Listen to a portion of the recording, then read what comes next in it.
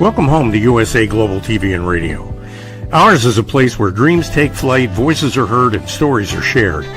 This is where cultures meet, connections are formed, and ideas are transformed into action. This is your destination for authentic storytelling, diverse perspectives, and meaningful conversations. We're where global stories unite and bridges are built beyond all borders. Discover our world of education, entertainment, hope, and inspiration. Together, we're building bridges worldwide. Subscribe to our USA Global TV channel and download our USA Global TV app. Be our guest or join our team. Visit usaglobaltv.com. With heartfelt thanks to our executive producer, Dr. Jacqueline Kerbeck, music scored by Yifei Tang from Cloud Road Music, creative direction by Paul Garcia, and I'm Al Cini, and I'm very proud to be part of the USA Global TV and Radio family. So join us here at USA Global TV and Radio. Make us your home for global connection. All rights reserved. This video and its contents are the exclusive property of USA Global TV and Radio. Unauthorized use, duplication, or redistribution in any form is strictly prohibited. Thank you for being a part of our global community. Let's inspire together.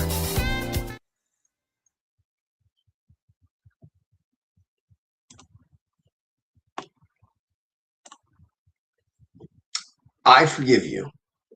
3 words, easy to say, but are they really that easy to say?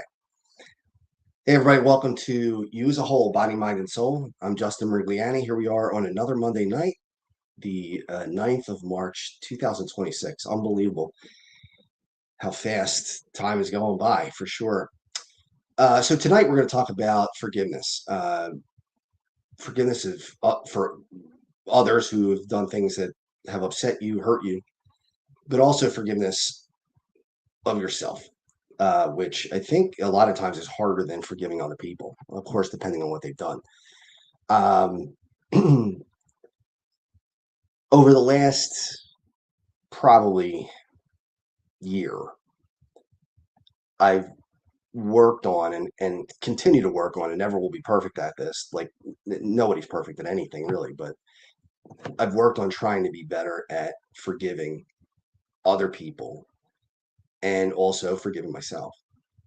I did a poor job of that for a long time. And it's funny, it's different stages of life. When I was a young kid, I was pretty forgiving as a young kid, and it was not too hard. And I somehow internalized that as weakness. And I felt that, if people hurt you in some way, shape, or form, or if they don't respect you in one way, shape, or form, then the only alternative is to go back at them. And don't forgive, because if you forgive, that's going to be something where you don't have self-respect. And that led me, especially in college and afterwards, to be pretty conservative with giving out forgiveness. When people did something that upset me, I was inclined to either A, let them know loudly, or B, not say anything and just write them off as a friend. And I lost a lot of friends that way. And I think that looking back on it, I definitely made mistakes on not being able to put things into perspective. One of the things I always think about is killing a mosquito with a sledgehammer. Is it really necessary to do it? I mean, you kill a mosquito with a fly swatter or a book or something else, but what would you go and pick up a sledgehammer and smash a mosquito with it, knowing that you're going to obliterate the wall that the mosquito is on and destroy part of your house? That's ridiculous. But yet sometimes we do that. Sometimes we kill the mosquito with a sledgehammer, and is it worth it?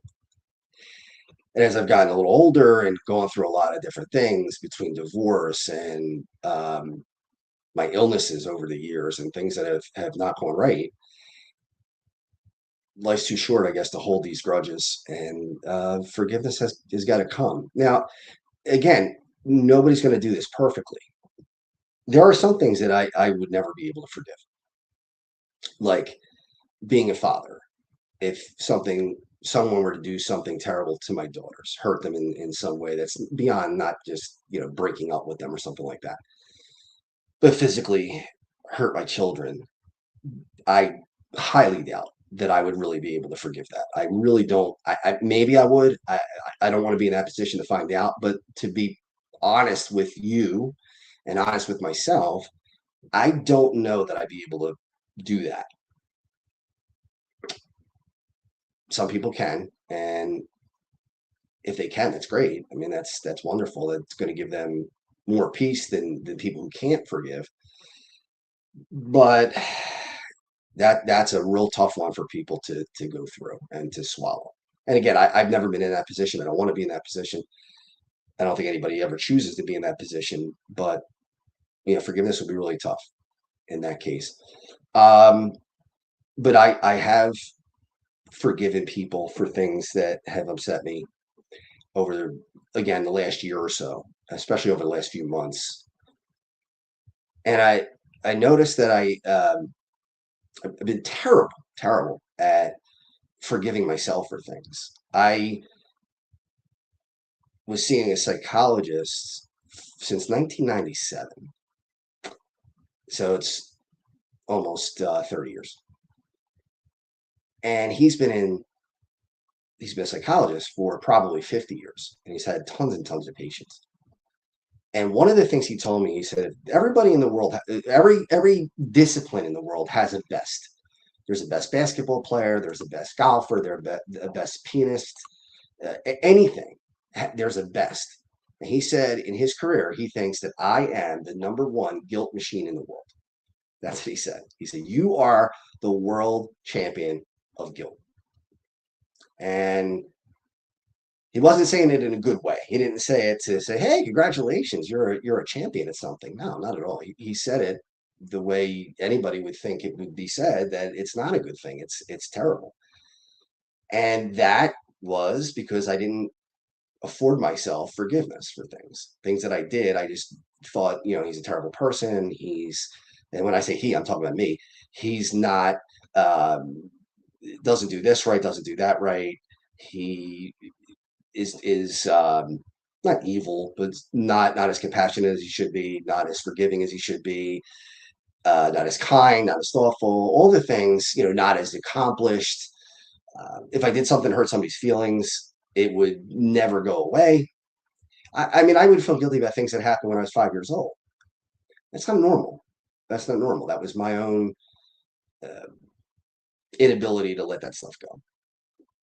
And I'm not saying that I've totally conquered it, because I haven't, but I'm better at it than I was before. And I think that's something we all could work on. I don't think that that's unique to me. I think people have trouble with forgiveness. And there's Rob there. Let me put up his comment. Yeah. Thanks, Rob. I appreciate it. I appreciate it. Rob's a great guy. He's been on my weather page for a long time, and he's become a good friend. And I really appreciate his support, and I appreciate his meteorological knowledge too. He really is very, very good. So I'm glad he's a part of it. But yeah, I just want to be the type of person who can forgive as much as possible. If you're religious, and I'm Catholic, if you're Christian, you believe that Jesus forgave. That was one of the most important things that he did, was he forgave people for indiscretions and for what people will call sin. And he asks us to forgive. I don't think any of us can forgive to the level he did, but that's the goal. I mean, that's what we should be shooting for. Now, whether we get there or not is another story, but you know, um, over the past year, I have made a lot of phone calls, and I have messaged people who did things that upset me years ago, even going back 20, 30, 40 years ago. I'm 51, so that would bring us back to my teens and my childhood.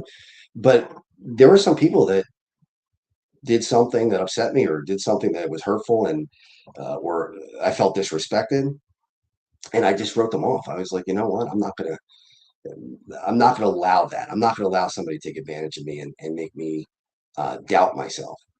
So I write them off, and I've called them, I've messaged them, emailed them. Most of the time, I've gotten the chance to talk to them. And what's pretty cool is that they say things like, "I'm really thankful that you gave me the chance to apologize for what I did."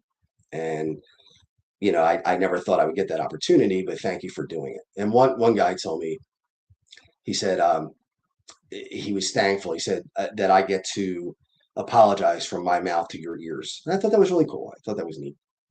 He had been involved in something that was upsetting and hurtful, disrespectful, but it melted away when in that moment, and we talked. I mean, are we close friends today? No, no, we're not close friends. But the resentment and the anger and the hard feelings are not there. So it's kind of liberating for everybody, not just him, but for me as well. Not to be as angry as I was, um, and try not to dwell on the things that are upsetting. Try not to dwell on the things that drive us crazy. Rumination. That's one of the worst things that you could do is ruminate, and that's something that last year when I was going through all kinds of terrible times, um, I learned in therapy.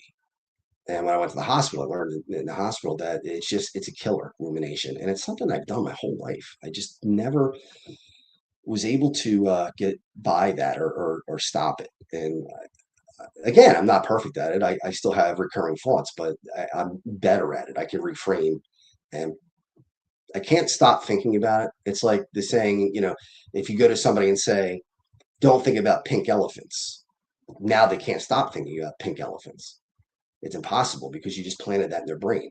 So when something is there that's anxiety provoking or upsetting or whatever it is, and it's evoking some sort of strong response by your body, you can't just push it away and say, well, I'm going to forget. You're not going to forget. So what you got to do is just try to do something else. You got to try to figure out a way to distract yourself, because there is no stopping it once you start that cycle. It just happens. Now, as far as forgiving myself, I and I still struggle with this. I don't like weakness. I really don't, in myself. I don't like to be weak, because there were times in my life where I was weak, where I felt like I wasn't strong enough. And although we were supposed to do the show last week, I wasn't feeling well, so we couldn't do the show. But this week, I'll give you an example. Yesterday, I was a friend of mine got us into the Prudential Center in New Jersey, the New Jersey Devils hockey team, and we both are involved in NHL activities. And we both have a lot of friends in the NHL. We have a lot of business in the NHL as far as charity goes, and trying to cultivate even more business. But anyway, we got in, and we're around all these highly successful people who were players, former NHL players, people who have been in the media for a long time, people who were on TV, ESPN, and all these different stations, just millions and millions of people watching. And I can't help but think, it comes up in my head, what are you doing here? To me, I'm thinking to myself, and I put myself in the position of them, and I wonder if they think, who is this guy, and why is he here? Why is he on our turf? Why is he in this fraternity when he never played in the NHL? He is not a employee of the league. He's not writing for a major magazine or a major website. So why is he here? And I got to keep telling myself that's my own insecurities. That it may not be those people thinking that. It may just be me projecting that on those people. And I did it to myself yesterday. When I was in there, I was talking to some NHL players, and some of them I watched when I was growing up, and some of them are my age, some of them are a little younger. So the people in the media, some of them have been there for 50 years, some of them have been there, 2 years, and like, I'm looking down at my credential and saying, do you really belong here? I mean, yeah, you got the credential to get in, you're here, but do you belong here? And it was amazing. I talked to former goalie He's a pretty popular player. If you're not a hockey fan, then you're not going to know this name, but his name is Glenn Chico Resch. And Chico Resch played for the New York Islanders, and then he became a New Jersey Devil, and then he became a Flyer, and then he went back to New Jersey to be a broadcaster. And I never met him before yesterday, so we walked up to the radio room, and we saw Chico, and Chico's a friend of the guy who I went with, the guy who's been on the show, Charlie Min. He did the Pele Lindbergh documentary, and we did a show on that. And Charlie's been kind enough to include me in a lot of different projects with this, things that I never thought I'd be able to do, like be a MC for the question and answer portion of his movie. It was really, really cool. So Charlie introduced me to Chico, and you're always apprehensive when you go up to somebody that you don't know and somebody who is well accomplished. But Chico talked to me like we knew each other for decades. He looked at me, made eye contact, asked me questions about myself, asked questions about what I would ask him questions about hockey, and he would ask me my opinion. And we talked about some old times, and it wasn't a long conversation. It was probably 15 minutes, but the thought of I don't belong here kind of was in my own head. It was my own not being able to, and in a way, it's forgiveness, not being able to forgive myself for not being able to be what they were. I wanted to be an NHL hockey player. I wasn't good enough. That's just the way it is. And most people are not good enough. I didn't happen to be in the top 0.001%, and that's most people. So, but to me, it was failure. To me, it's, these people got to do it, and I'll never get a chance to do it. Never did, and never will. But I have to forgive myself for feeling that way. I have to find a way to just let that go. And people like Chico help with that, because they don't treat you like you don't belong. They treat you like you're a part of it. And then we met another guy, another goalie from the NHL. He's on ESPN now, and he's a big time analyst. And again, same deal. We talked. His name is Kevin Weeks. We talked like we knew each other for a long time. Just really nice, back and forth, eye contact, the whole 9 yards. And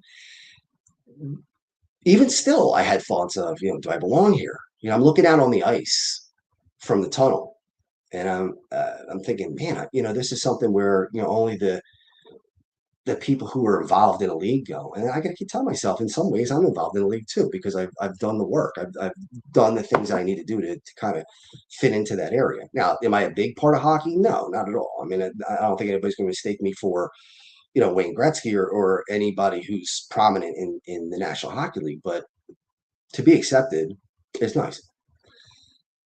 And one thing I noticed when I was driving home was that I was able to, let me backtrack. Probably it's that definitely, I always say probably, but I should stop doing that. Definitely in years past, last year, 10 years ago, 15 years ago, 20 years ago, whatever it is, I would then punish myself for having those feelings. So I would feel inferior, and then I would beat myself up in the car for feeling inferior. I even did this with my own charity, because my charity, part of the reason why I have some connections in the NHL is through the charity. We play celebrity NHL hockey games. We try to do it yearly. And I remember after the games, there was a feeling of, letdown, that I didn't belong. These guys are professional athletes. They're superior to me in almost every way. And then I would feel bad about myself for thinking that. So actually it was a double whammy, right? So I didn't feel comfortable while I was playing and in their company. And then I was angry at myself for not being able to kick that feeling, which kind of made it worse. And then yesterday, when I thought about it in the car, I said, just let it go. There's no reason. You did the best you could with what you had. You went in. They didn't know that I felt inferior. I didn't project that at all. I talked to them just like I'm talking to you right now. So that was all internal. And then I started to wonder, is it just me? And I don't think it is. I think it's everybody. I think they are in positions sometimes where they don't feel like they're they belong. They might be in a position where they're with CEOs of major companies, let's say, people who are billionaires, and maybe they feel self-conscious, even though they're former professional athletes or current professional athletes or TV people, whatever it may be. So I was able to forgive myself on the way home, and not ruminate about having the feelings. I don't think we could change what we feel in any one given moment, but we could change how we react. And that's what I'm trying to concentrate on. Was there anxiety yesterday? Yeah. Yeah, I could feel it internally. And when I feel anxiety, I think most people get this. You get a burning feeling in your body. It almost feels like you're going to break out in a sweat, and it's uncomfortable. It just doesn't feel good, and then you don't know at the moment how to get out of it. And the only way really is just to push right through it and just try to pretend it's not happening. Some people might look at this, what I'm doing right now, public speaking and being on a television show, or if I go up in front of an audience of, I've done audiences probably of a few hundred people at a time. I'm not thousands, but certainly 200, 300, 400. And some people think I can never do that because how do I command the room? How do I not feel self-conscious? And I did for a long time. I'm not saying that I never felt that. I did. It was knees knocking and all those things. Or when I started on radio back in college, I still have tapes of my first couple of broadcasts, and they're terrible. I mean, they're just awful. I'm very nervous. You could hear it in my voice. You could hear that I'm struggling to breathe. All the things that come with anxiety. And I when I listened to them over the years, I would beat myself up. I would say, how could you be so weak? How could you be so intimidated? How could you not have the strength to be able to do this? And then I would beat myself up over it. I would say, yeah, what a loser. How could you uh, just be so bad? So I felt bad during the time that I did it. And then I felt worse afterwards because I was listening to it. Even up to a few years ago, I couldn't even listen to it. It would just drive me crazy. But now I'm thinking to myself, is it really that big of a deal? Yeah, I wasn't good at it. Maybe it shows growth because I wasn't good at it then. And now I can do it with no problem. I'm not nervous right now. I don't feel out of my element. I don't feel like I'm struggling. I ad-lib everything on this show. I don't write up anything. I don't have any notes. There's nothing there. It's just whatever comes to my head at the time because that's a skill that I've developed over a period of time. Now I've been in corporate training for 28 years. That's half my life, really, almost half my life. So it's now easy. But going back 30 some years ago, 35 years ago, no, it wasn't that easy. I had to struggle through um, difficulties, fear, anxiety, all the things that come with public speaking or being on the radio, being on TV. When I did QVC in 2004, it was 2004 for the first time. It's a nervous wreck. I was a nervous wreck. You're talking about, I had never done TV before. And now all of a sudden, not only am I doing TV, I'm doing TV in front of, I think it was 70 million people potentially watching at any one given time. It's well into the millions. And you just wonder what's going to go on. I mean, live TV, anything can happen. Right now, we're on live TV. Anything can happen. The roof could cave in. I could pass out. Anything could happen, right? That we could lose signal. All these different things that could go wrong. And that was good training for this because that got me to think, okay, well, whatever happens, it's not going to be a disaster. It's just going to be something that we could fix later on. There's nothing that's going to happen that we can't fix, short of saying something ridiculously stupid, which people do sometimes do on the air, especially when they forget that every mic is a hot mic. You never look at a microphone and say, "Wow, I don't think it's on." It's on. Just pretend it's on. Uh, but the first couple of shows was really difficult, and then I remember doing a show, and I was selling computers. That was my job. I was a computer expert. And I had an earpiece in, and they would say things like, "Oh, show that again. We got a spike in sales. Show that again." So I would show whatever I did before. I put up a picture, or I put up a video, whatever it was, and that would spike sales because when they would see a spike, they would say, "Do it again. We want another spike." And I remember one show, it was probably like the fifth or sixth one that I've done, so I had some behind me. And I went to show something on the computer, and it froze. The computer completely froze. And I could feel the burning. I could feel, I had hair at the time, but under my hair, I could feel the sweat beating up on my head. And I could feel my armpits sweating. I could feel, almost like my legs were going to go out from under me. And I'm thinking, how do I get out of this? How in the world do I tell people, oh, buy this computer, but it's frozen on national TV in front of millions of people? How in the world do you do that? You can't. So I accidentally kicked the plug out and unplugged the computer. Had it been my first show, would I have thought of that? Probably not. I probably would have said, well, folks, this computer froze and it happens sometimes. Any computer will freeze, something to that effect. But no, I didn't want to have to say that, especially when you're trying to sell a computer. So I kicked the plug out and I unplugged it and it dropped off. Now, they were very angry at me for that. They said, how could you be so clumsy? How could you do that? That's so unprofessional. You tripped over a cord. How could you not know the cord was there? All the things you would think they would say. And when I told them what happened, their tune changed dramatically. Said, well, hey, that's a smart thinking. Good job, because that could have been really embarrassing. My point is that would not have happened in the first couple shows, but by show 6, 7, whatever it was, 5, 6, 7, uh, you start to get comfortable with it and you start to think better.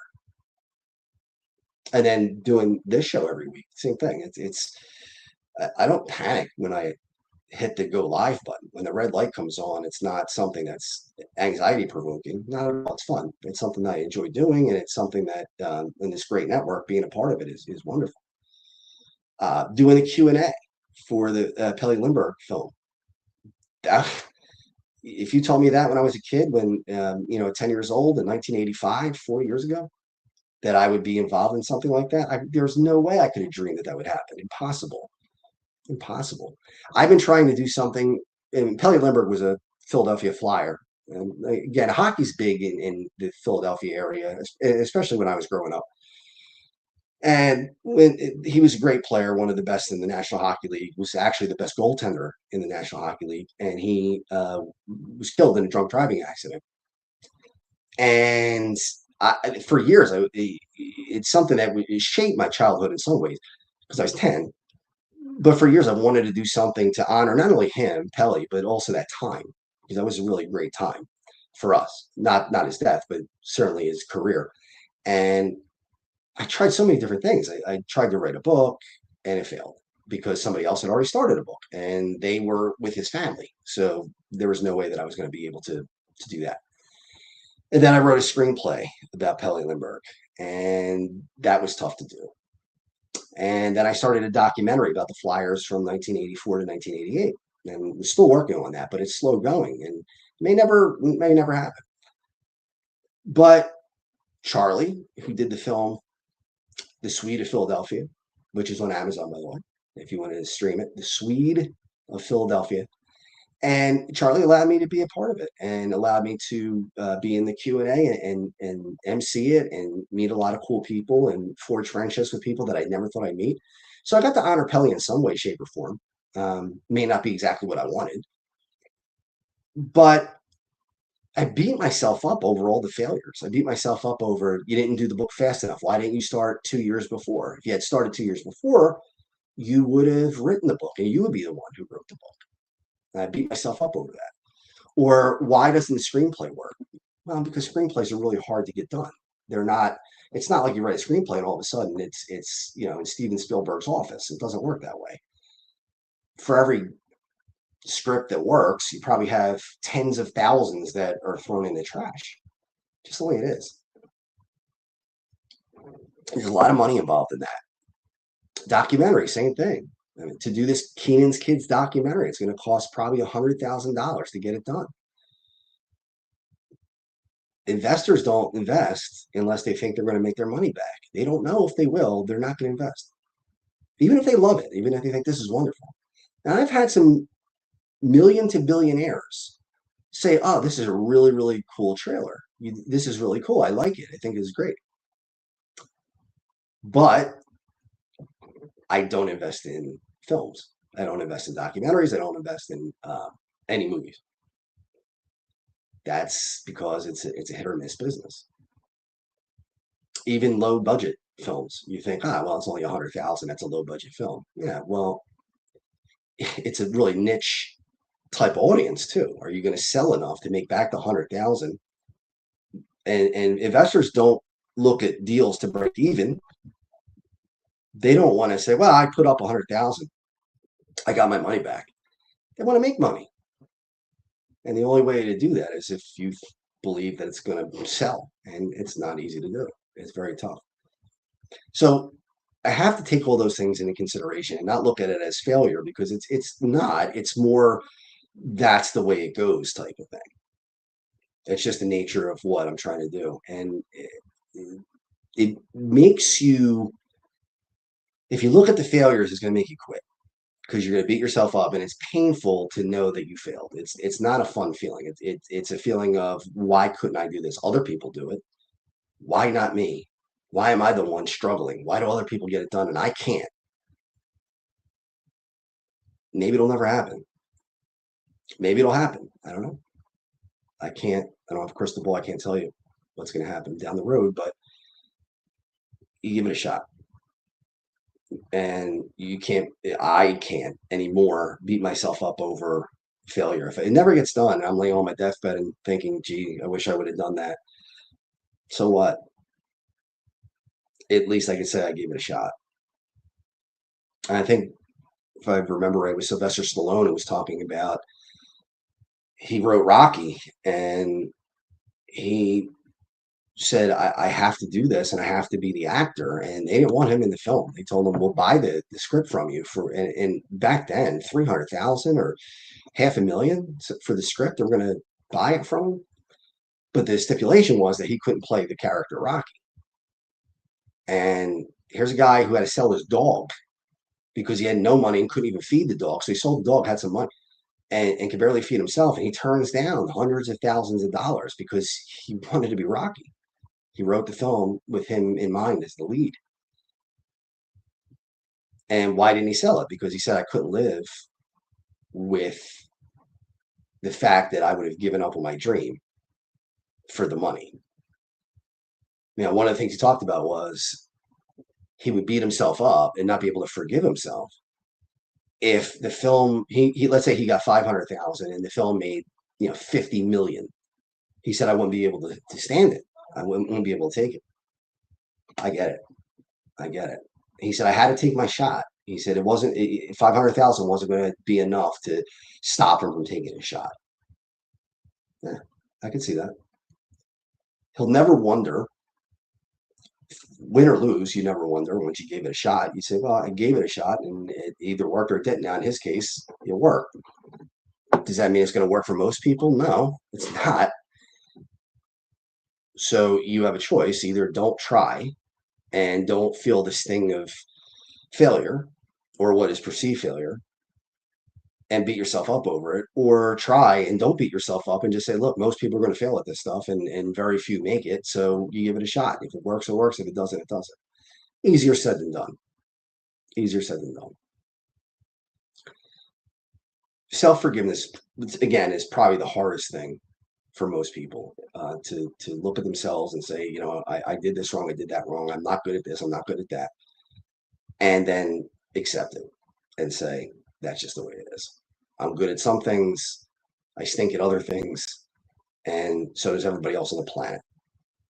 Those professional hockey players are supremely talented to the point where virtually no one is better than them on the planet, just their colleagues.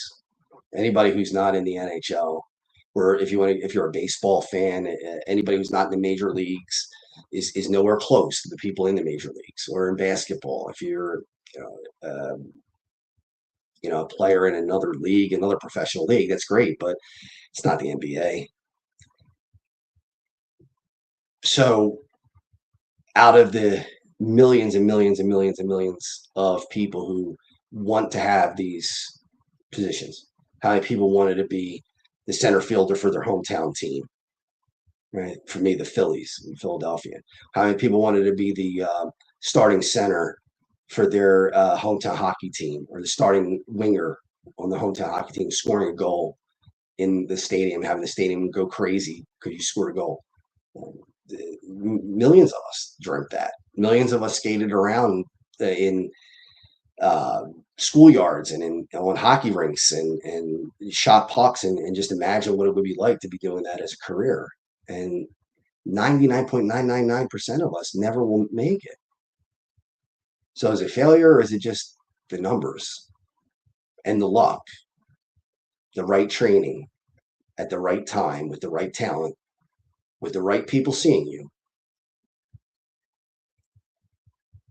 And at 51 years old, I still have the thoughts of, do I belong? And I wish I didn't have them. I wish that didn't happen. But what I'm happy about was that ride home wasn't a hour and 45-minute beating, where in my head I would drive home the point that now not only did you feel that way, but now I'm disappointed in you for feeling that way. So that's what I would do for a long time. I just chalked it up. That's just the way I felt at the time. And it wasn't the whole time. I don't want to say that, I had a good time. I enjoyed it. It wasn't every minute of that, but there were moments where that crept into my head. I think the difference between me and other people sometimes, and not everyone, but I think I'm in the minority. I'm willing to say the things that other people might feel that they're afraid to say. And in some ways it's good because it gives people the opportunity to see that they're not the only one. And in some ways it's bad because you'll be judged for the things that you say, the things that you share, that you feel. Uh, I shared something about vulnerability on Facebook, and I do that a lot. And some people reacted very positively, and other people reacted negatively, saying things like, what kind of a wimp are you? Why would you? And they use some colorful language I won't use here, but why would you share something like that? It shows weakness and all that stuff. And I don't see it that way. You have to decide what you're going to do, and it can't be other people's decision. Um, how you're going to act and what you're going to post and what you're going to say and what you're going to do. You just got to go with what you think is right, whether people agree with it or not. And I spent too much of my life waiting for permission from whoever it was, whether it was my parents or whether it was my wife or whether it was friends or whatever, whoever, in whatever situation it was, teachers, professors, coaches. And it took a long time, but at 51 years old, I now am starting to say, if people don't agree, they don't agree. And that doesn't mean that I have to do things just to upset people, but I got to do what I think is best for me, for my future, for my kids, and teach them not to fall in the same pitfalls that I did, where I struggled to make decisions because I didn't want to upset anybody, or I thought it's going to make me feel uncomfortable because somebody thinks that I'm making the wrong decision. And it can't be. So tying this back to forgiveness, it's not an easy thing to do. When you're upset, you're angry, somebody does something that has just destroyed you in some ways, or yourself, where you've done things that you look at and with disgust and think, oh my goodness, how could I be this? Or how could I think that way? Or give yourself a little grace. And I see that as a trainer all the time. People, how can I be so dumb? I don't understand computers. I don't understand how to work with computer software, give yourself some grace. Not everyone's going to be great at that, but you can turn weaknesses into strengths if you do it enough. All right. So I want to thank everybody for joining us this week. Another Monday is come and gone. We will be back next week on You as a Whole, Body, Mind, and Soul. Make sure that you tune into USA Global TV and Radio as much as you can. We got some great programming on here with some really, really wonderful hosts. So I want to thank everybody for being here, and I will see you next week. Thank you, viewers and listeners of USA Global TV and Radio, for joining us today. We're honoured to have your time and attention as part of our global community. At USA Global TV and Radio, we believe in the power of authentic conversations, meaningful connections, and creating a world of possibilities together. Want to be part of something bigger? Join our team of elevated listeners at usaglobaltv.com, a space where your voice matters and your ability to listen transforms relationships. Stay connected with us across all our platforms for thought-provoking discussions, expert insights, and empowering stories.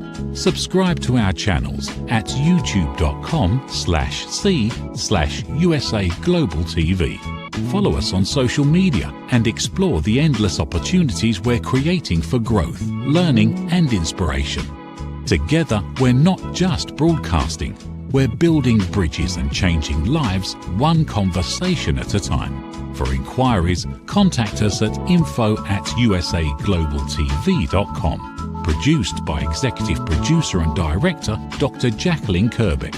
Voiceover by Mike Porter. Creative direction by Paul Garcia.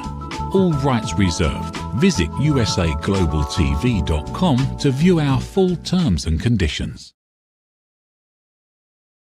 USA Global TV and Radio proudly presents Tracy Cram-Perkins, a dementia caregiving survivor teaching how to balance care with peace of mind. #1 resource for dementia caregivers. It's the book Dementia Home Care: How to Prepare Before, During, and After. Over 17,000 copies sold of this must-have guide. And now a testimonial from Tracy Smith. If I was to describe this book to someone who is going through a similar situation, I would underscore how important it is to have some sort of a tool or a guidebook to help you through certain stages. And there's so many, it's such an unknown topic to the average person. And to have this as a reference is essential. It's going to help you get through it personally, as well as help your loved one manage. To learn more, go to tracycramperkins.com. Tracy Cram-Perkins is an award-winning author. She's also the host of Dementia Home Care television show.